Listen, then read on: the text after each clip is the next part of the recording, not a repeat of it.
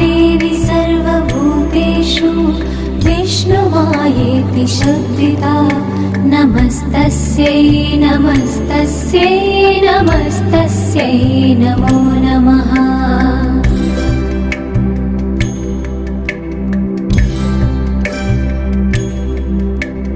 या देवी सर्वभूतेषु चेतनेत्यभिधीयते नमस्तस्यै नमस्तस्यै नमस्तस्यै नमो नमः।